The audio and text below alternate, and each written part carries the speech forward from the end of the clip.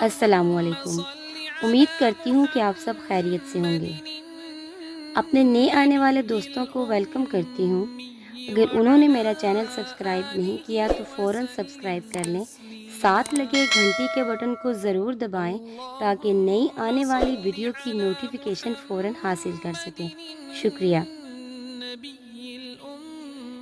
سب دوستوں سے گزارش ہے کہ ایک بار درود شریف پڑھ لیں۔ ایک بار درود شریف پڑھنے سے اللہ 10 مرتبہ رحمت فرماتے ہیں۔ اللہ تعالیٰ آپ سب پر رحمتوں کا نزول نازل فرمائے، آمین۔ آج جو میں ویڈیو آپ کے لیے لائی ہوں اس کا عنوان ہے گناہ کے جسم پر تباہ کن اور خطرناک اثرات۔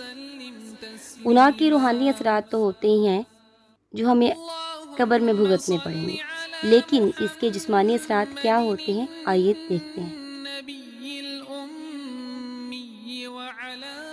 قال الامام ابن القیم رحمۃ اللہ الذنوب والمعاصی تضر ولا بد وضرها فی القلوب کضر السموم فی الابدان۔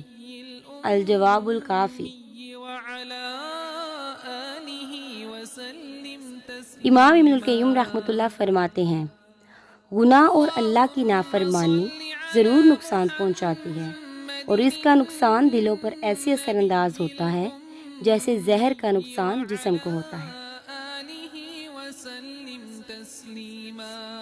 امام ابن القیم says, sin and disobedience do harm and its damage to the heart is like the effect of poison on the body۔